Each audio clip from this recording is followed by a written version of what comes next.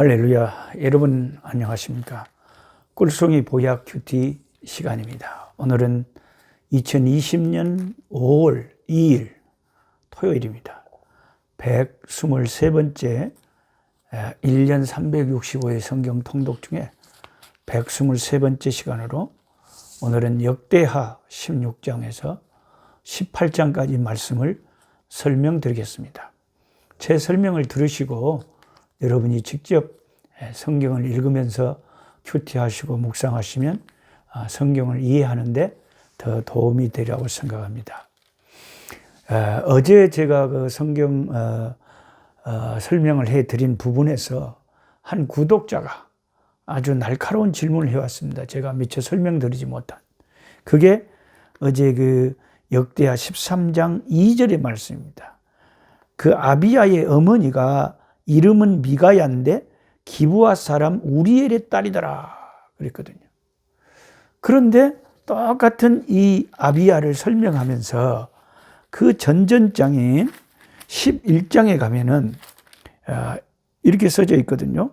11장 역대하 11장 21절에는 르호보암은 아내 18명과 첩 60명을 거느려 아들 28명과 딸 6명을 낳았으니 압살롬의 딸 마아가를 모든 처첩보다 더 사랑하여 르호보암은 마아가의 아들 아비야를 후계자로 세웠으니. 자, 여기에는 분명히 아비야의 엄마 마아가가 누구 딸이라 그래요? 압살롬의 딸이다. 그런데 13장 역대하 13장 2절에는 이 미가야의 이름은 미가야고 기브아 사람 우리엘의 딸이다. 아비야의 엄마가요. 그러면 아비야의 엄마는 우리엘의 딸이에요? 압살롬의 딸이에요?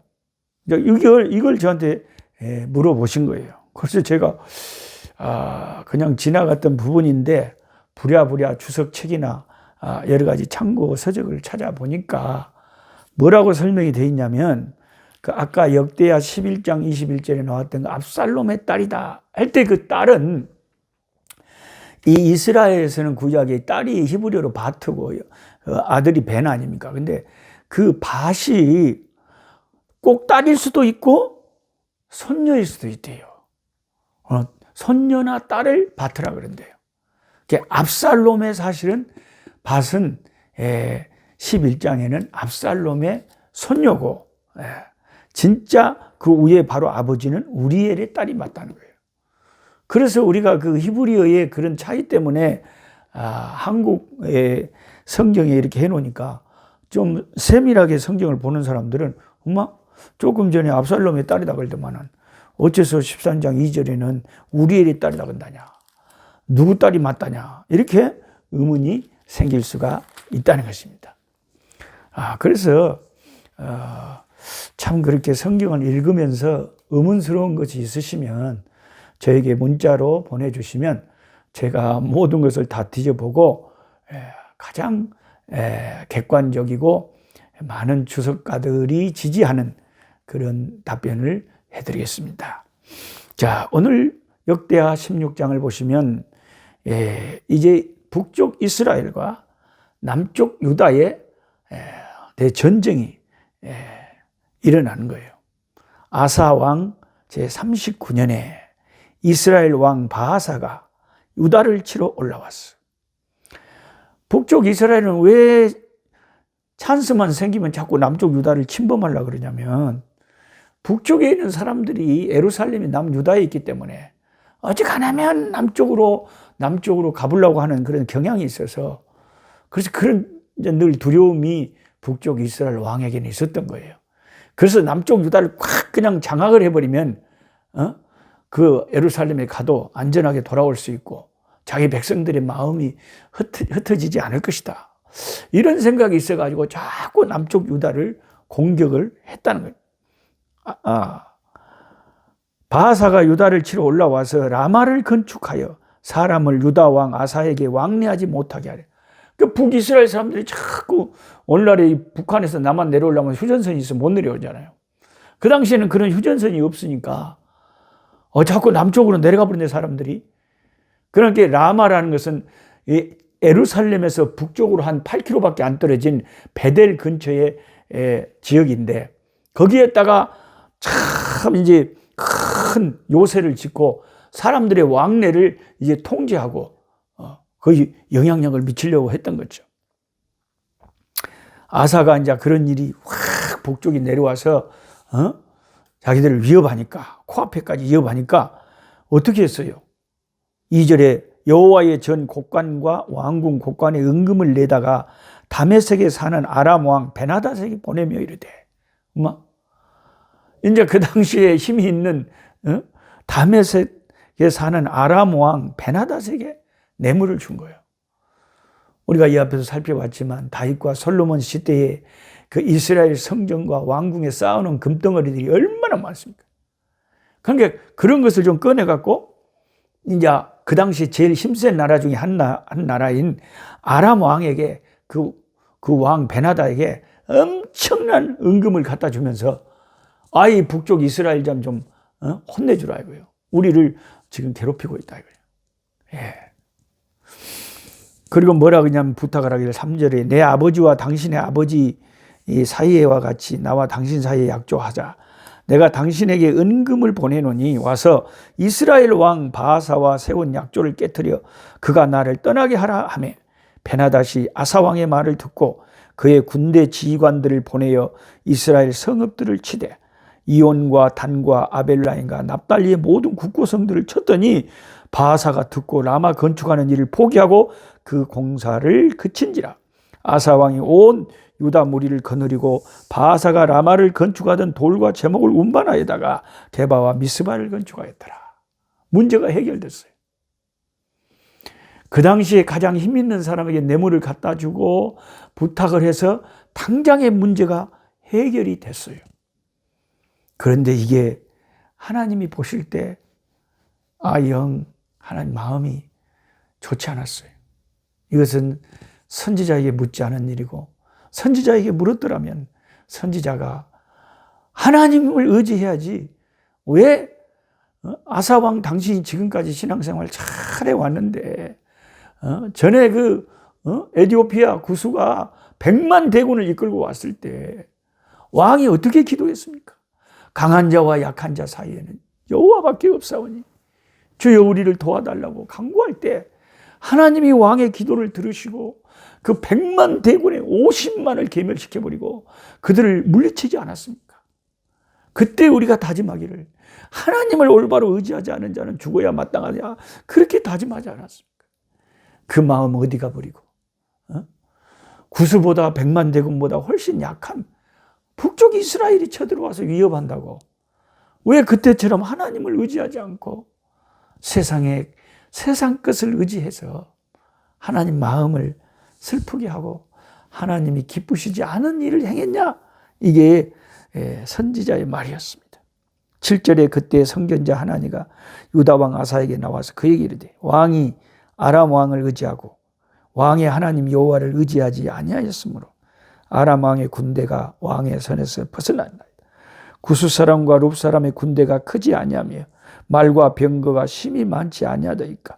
그러나 왕이 여호와를 의지하였으므로 여호와께서 왕의 손에 넘기셨나이다. 구스의 100만 대군도 왕이 하나님을 의지할 때 왕에게 넘기셨는데 왜 이번에는 저 약한 구스보다 훨씬 약한 이스라엘에게 겁을 먹고 쫄아가지고 다른 힘 있는 세상 것, 하나님을 의지하지 않고 세상 것을 의지했냐? 이걸 선지자가 책망하는 거예요, 왕에게. 그래서 이 역대하 16장 9절 펜이 있으신 분은 다 밑줄 쳐놓으세요. 이것은 다 암송을 해야 돼요, 암송. 이거 암송 꼭 해야 됩니다. 여호와의 눈은 온 땅을 두루 감찰하사 전심으로 자기에게 향하는 자들을 위하여 능력을 베푸시나니 이 일은 왕이 망령되이 행하시니 이후부터는 왕에게 전쟁이 있으리라. 그 앞부분 중 여호와의 눈은 온 땅을 두루 다 살펴보셔가지고 어떤 사람을 이제 픽업하느냐, 전심으로 그 마음이 하나님에게 향하는 자들을 위하여 능력을 베풀어 주신다. 지금도 똑같은 하나님.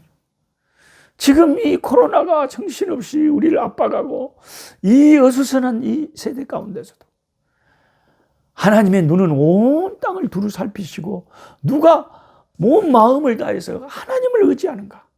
하나님은 그 사람에게 능력을 베푸신다. 이 말씀이 너무나 선지자의 입에서 나온 하나님의 진리의 말씀이죠. 10절에 그 말을 듣고 아사가 회개한 게 아니고 다윗 같으면 대차나 내가 잘못했네요 하고 회개할 건데 아사가 그 말을 듣고 이제 찔린 게 보통 이 그릇이 작은 사람들은요 바른 말을 들으면 성질을 내버려. 아사가 노하여 아사가 잘못해놓고 노할 게 뭐가 있어요? 당연히 회개를 해야 될 건데 오히려 더 성질을 내버려. 성전자를 옥에 가두었으니 이는 그의 말에 크게 노하였습니다. 그때 아사가 또 백성 중에서 몇 사람을 학대하였더라. 영 지금까지 그렇게 훌륭한 아사는 아니네요. 그러니까 사람이 죽을 때까지 끝까지 일편단심 민들레처럼 그렇게 변치 않고 잘 신앙생활을 하기가 그렇게 힘든가 봐요. 사람이 중간에 변질돼 버려. 아사가 41년 동안 왕 노릇했는데 39년째 이런 일을 했으니까 잘 가다가 마지막에 밥에다가 코를 빠뜨려 버려. 너무나도 안타까워. 그래가지고는 11절에 아사의 처음부터 이제 행적이 쭉 나왔다 그러는데 아사가 왕이 된 지 12절에 39년에 그의 발에 병이 들어 매우 위독했으나 병이 있을 때에 그가 여호와께 구하지 아니하고 의원들에게 구하였더라.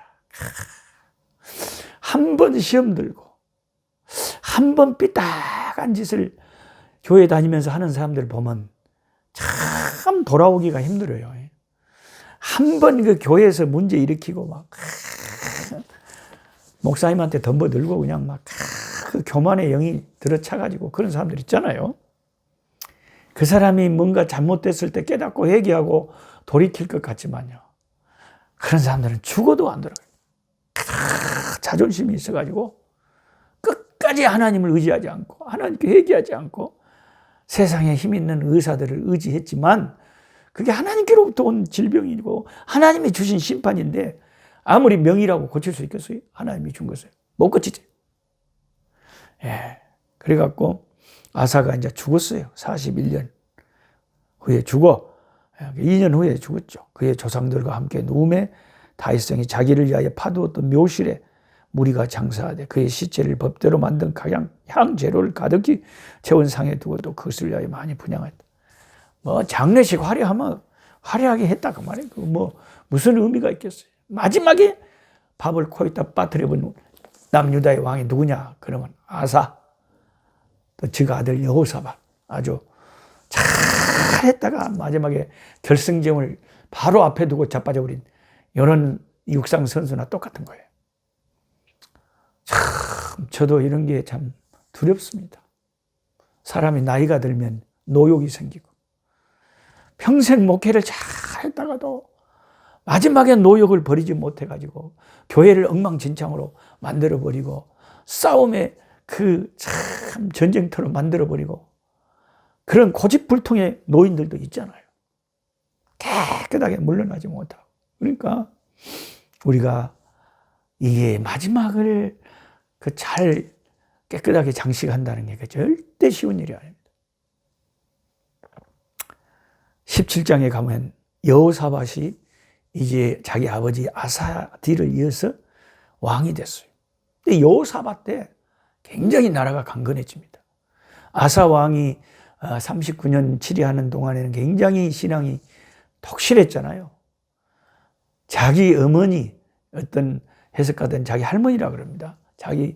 그분이 아세라상을 만들고 하니까 그걸 그냥 다 빻아서 그냥 재를 만들어서 기드론 신에 뿌려버리고 자기 할머니의 그 폐의 자리를 폐해버리고 쫓아내버렸잖아요. 우상 만드는 어머니고 할머니고 필요 없다. 그런 타고난 신앙의 개혁가의 아사 아들 여호사밧이 대신하여 왕이 되니까 여호사밧도 유다를 강건하게 했다. 견고하게.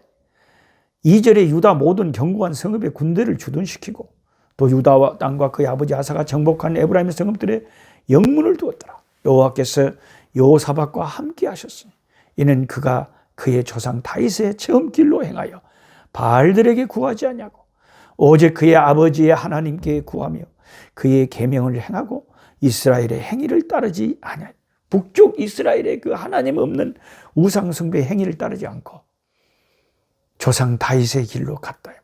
그러므로 여호와께서 나라를 그의 손에서 견고하게 하사 유다 무리가 여호사밧에게 예물을 드렸으므로 그가 부귀와 영광을 크게 떨쳤더라. 그가 전심으로 여호와의 길을 걸어 산당들과 아세라 목상들을 유다에서 제거하였더라.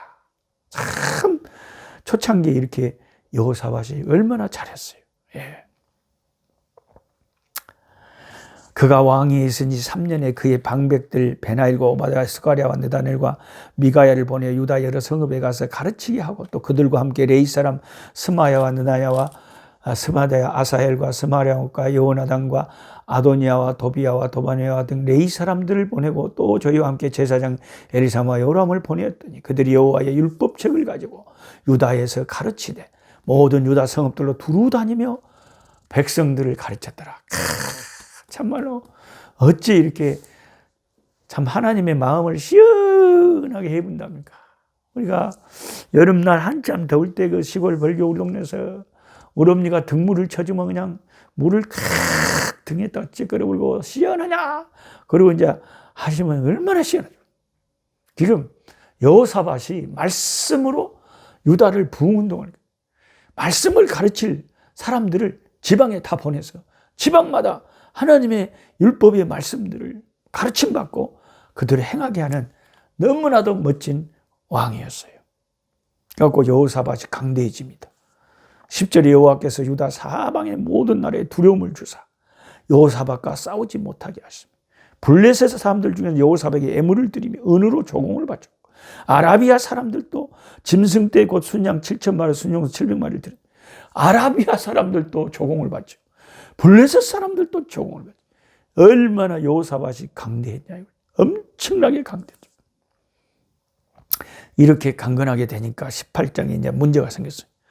여호사밧이 부귀와 영광을 크게 떨쳤고 아합 가문과 혼인함으로 인척 관계를 맺었더라. 여기에 이제 딱 문제가 또 생겨버리네. 딱 지그 아버지 아사가 마지막에 밥에다가 코를 빠뜨려 불더만 다 된 밥에 또 여호사밧이 너무나도 강건하고 너무나도 부유하고 잘 되니까 엉뚱한 짓을 해버렸는데 북쪽 이스라엘과 싸움하기 싫어서 북쪽 이스라엘의 아합 가문과 혼인을 해버렸어요. 그 아합의 딸 아달랴를 며느리로 삼아버렸다. 왜? 큰일 날 짓을 해버린 거예요. 이런 거 보면 우리가 하나님 앞에서 끝까지 하나님을 기쁘시게 하기가 보통 어려운 것이 아니에요. 그래서 미가야 선지자가 와서 이제 이 자기 사돈 아합 왕하고 이제 어디 전쟁터에 가게 됐는데 미가야 선지자가 나와서 바른 말을 하잖아요. 다른 선지자들은 전쟁에 가면 이긴다는데 미가야 선지자가 하나님께서 말씀하셨는데 이거는 아합을 죽이려고 하는 전쟁이다. 가면 아합은 죽는다. 근데 아합은 끝까지 이 미가야 선지자의 말을 안 듣고 그게 좀 마음에 걸린 게 전쟁터에 여호사밧 왕과 연합해서 가기는 갔는데 자기는 평민복으로 왕이 아닌 것처럼 딱 변장을 하고 갔어요. 그런데 그 아합이 어떤 사람이 우연히 쏜 화살에 펑 맞아가지고 죽었다는 거죠. 참 이런 거 보면 하나님의 말씀이 얼마나 무서운지 몰라요. 역대하 18장 33절 보세요. 한 사람이 무심코 전쟁터에서 활을 당겨 이스라엘 왕의 갑옷 솔기를 쏜지라. 갑옷을 입고 있는데 그 활이 우연히 그 갑옷과 갑옷 사이에 착 살을 뚫어버렸다 이거예요. 무심코 활을 당겼는데 이스라엘 왕의 갑옷 솔기를 쏜지라. 왕이 그의 병거 모는 자에게 이르되 내가 부상하였으니 네 손을 들려 나를 진중에서 나가게 하라. 이날의 전쟁이 맹렬하였으므로 이스라엘 왕이 병거에서 겨우 지탱하여 저녁 때까지 아랍 사람을 막다가 해가 질 즈음에 피를 흘리다가 그 악한 왕 아합이 죽었습니다. 그러니까 내일 공부할 이제 19장에 가보면 성전자 에후가 나와서 그 전쟁에 참여하고 돌아오는 여호사밧 왕을 맹렬히 꾸짖습니다. 당신이 아합 가문하고 결혼한 것도 잘못됐고 하나님의 뜻이 아닌데 당신이 아합과 함께 한패가 돼서 전쟁터에 나간 게 하나님이 당신 조상을 보고 다윗을 보고 지켜주지 않았더라면 당신도 아합처럼 망하고 죽었을 거다. 정신 차리라 이 왕이요 하고 크게 책망을 선지자가 했습니다. 참 다윗 같은 사람은 정말 잘 나갈 때도 하나님 앞에 무릎을 꿇고 아버지 나는 백향목궁에 거하는데 하나님의 언약궤는 저 시골의 백성들 가운데 있는데 이러면 안 되지요 아버지. 그렇게 항상 하나님을 생각하고 하나님의 나라를 먼저 생각하는 사람. 마태복음 6장에 너희는 먼저 그의 나라와 그의 의를 구하라. 그리하면 이 모든 것을 너에게 더하시리라 하신 그 주님 예수님의 말씀처럼 다윗은 구약에 살았지만 항상 모든 일에 먼저 하나님의 나라와 하나님의 영광과 하나님의 일을 먼저 구했어요.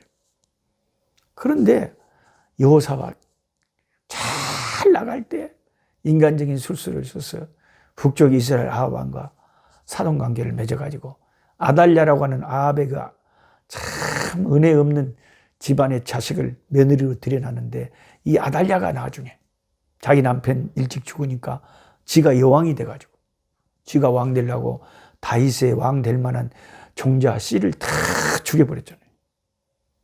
그때 하나님께서 요아스라고 하는 그 왕을 그 어린아이 다윗의 씨를 남겨두지 않았더라면 완전히 다윗의 등불이 꺼져버리고 메시아의 주님이 오셔야 될 그 역사가 끊어진 어마어마한 위험한 일을 여호사밧이 잘 나갈 때 했다 이겁니다.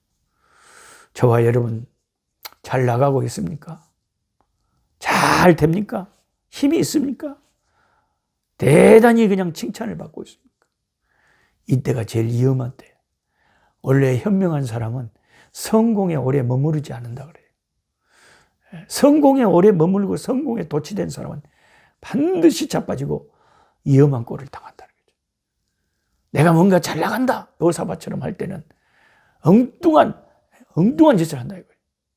그래서 저와 여러분 잘 나갈 때도 더욱 겸손하게 하나님만 의지하는 저와 여러분이 되어야 되겠습니다. 기도하겠습니다. 하나님 아버지, 오늘의 말씀을 읽고 묵상할 때에 아사 왕이나 여호사밧 왕이 참 북쪽 이스라엘 왕들과 비교해 보면 그래도 참 좋은 왕들이었는데 그래도 비단결에도 흠이 있다고 이 두 왕들이 마지막에 참 일이 잘 되고 하나님의 축복이 넘칠 때 마음을 다스리지 못하고 하나님이 슬퍼하는 일을 하다가 나라가 큰 위기에 처하게 되었습니다. 하나님, 오늘 우리가 주님 섬기고 살 때 내가 무언가가 잘 되고 번일이 잘 풀릴 때 그때가 가장 위험한 때인 줄 알고 하나님 아버지 더욱 겸손하게 하나님 앞에 엎드릴 수 있는 우리가 되게 해 주옵소서. 자식 때문에 힘들어하고 질병 때문에 힘들어하고 지금도 병원에서 고통당하는 주의 백성들을 주의 권능의 손으로 어루만져 주시옵소서. 치료의 역사를 허락해 주옵소서. 예수님 이름으로 기도하옵나이다. 아멘. 약한 자 힘주시